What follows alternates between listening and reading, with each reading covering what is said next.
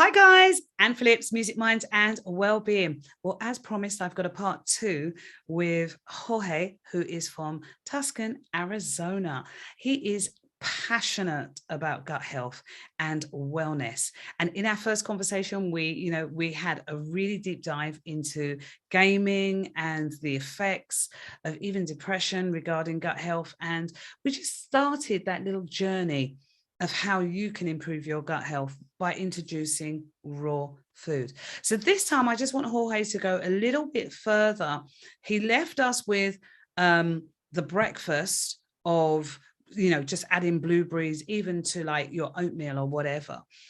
But Jorge, I want to just transition into the fact of they've started adding fresh fruit to maybe their cereal or their oats, whatever. But now they're thinking, okay, I want to transition and I want to do a raw lunch or a raw dinner. What are you going to recommend for them to have? That's a good one. Well, definitely, I would recommend adding really good fatty foods in terms of like guacamole, avocado, Right. having one of Avocado. those. They're amazing for the brain. Yeah. Little tip, if you not are not in the know, fats are actually really good for the brain. The brain feeds on fat. So the more avocado that you can give, chia seeds also, they have healthy fats as well. Almonds, walnuts. Another tip, if you consume raw nuts, you want to be able to soak them for at least 3 to 4 hours. It becomes a lot easier for them to be able to digest and absorb in the body Are for, you are for you raw are nuts. you soaking them in just spring water, or what are you recommending? I would say spring water, or the cleanest water that you can possibly get. Spring water would be great. If you have Crystal Geyser, that would be a good one to soak them in. But soak them Okay. for 3 to 4 hours for sure. And if you want to give it a little bit of saltiness, Celtic sea salt would be amazing. Okay, because I've heard of some people like soaking the almonds or whatever in like almond milk and the substitute milks, etc., overnight. So not only will they drink those contents, but then the nut is much more pliable. What Mm. does that do for the body?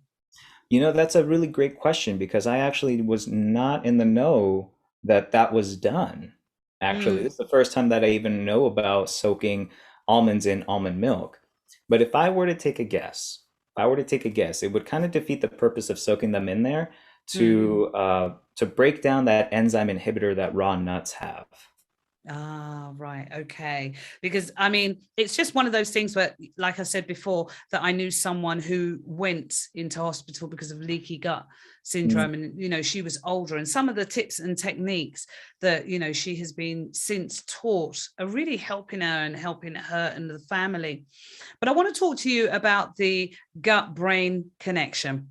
Mhm. All righty, because we know that axis actually exists and it's a real flow, because we know that when people get headaches, it could be something that they've eaten because of the vagus nerve being in the stomach. That fifth nerve is right there. And, people are like, well, what's that got to do with anything? Well, it's connected to your brain, and your brain is receiving messages, and in those messages that, if there's something that's not quite right, your brain is going to understand that. So with all of that, Mhm. I've heard you talk about mindset is like, people really need to have the right mindset regarding their gut health. Mm. Please explain further to me what's going on there. Well, with mindset, I would say is if we don't really focus on like the aim that we want to get, if we only focus on just saying, I want to lose X amount of weight, when we finally get to there, then we just immediately think, okay, we've already got here. And now I guess we can go back to what we were originally doing before. No, that defeats the whole purpose. The whole purpose is that you want to be able to make this in a rather a lifestyle change rather than just a short-term thing. It's a long term. Play the long term rather than the short term. And Mm. with mindset, I would say instead of saying, oh, I guess I gotta go and eat this green or drink this green juice. I guess I gotta eat this broccoli. No, switch it up. Say, you get to eat this broccoli. You get to nourish your body with this carrot. You get to, nourish your body with arugula, with spinach, with watercress. Yeah, You get to nourish, you get to live. You get another opportunity to create. You get another opportunity to serve, right? If we start absolutely. focusing on that kind of mindset, there's no telling how far we can go. Absolutely. I see it all as an investment. Everything that we do for ourselves, when I think about the last year and how I've invested in my own mental education, I think it's £5,000 worth Mm. of money. But then I think of what I've actually invested as far as my health. And again, it's equal to that. It's like, what are you prepared to invest in you? And if you're not prepared to do that, you're going to end up with an outcome that is brain fog, is, slow mental processes. And when you have really good gut health, from what I understand, it's all about having those faster processes, being able to have clarity and all of that. How much in your journey, because obviously we're music, mind and well-being, so one of the questions that I have to segue into is the fact of, regarding music, I know that you've gotten into classical music. Mm. How has that benefited you?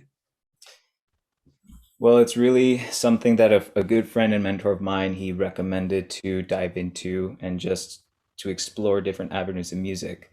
And music has such a powerful way to make an influence in yourself and really paint this story in your head to create, to imagine, to ignite creativity, to ignite curiosity.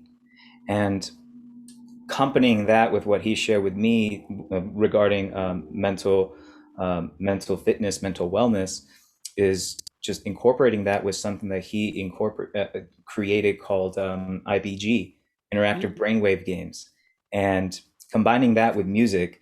It's actually really amazing when we take a different approach of learning, to learn in a more play-based manner rather than just saying, handing somebody a sheet of paper and saying, learn this.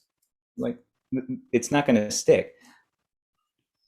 When we were The one thing I always love talking about is when I'm, especially when I'm teaching in front of people, is that there is this one thing that we actually do. When we were children, Mm-hmm. we were taught a song. The whole world is taught the same song. And this is how come we remember the structure of a particular thing. And that is A, B, C, D, E, F, G, H, I, J, K, L, M, N, O, P. And we all know it. We Mm-hmm. know where to slow down. We put in certain inflections, but the world does it. I believe Sesame Street is extremely famous because they make songs out of everything to help people learn. And Mm. it is a real connection between our learning and music. I bring this up because if you've got phenomenal gut health, really phenomenal gut health, and you're looking after your wellness and your well-being, and you incorporate certain levels of music, the way that you will operate is at a completely different level to somebody else who is not doing these things. Mm. So, what is that final word that you would give someone just starting out on the journey of gut health? What is the advice that you would give them? Ooh, I have loads. But I'm gonna narrow Break it. it down to maybe three. I'm gonna narrow it down to as much as I can. In fact, Okay. I'll share this.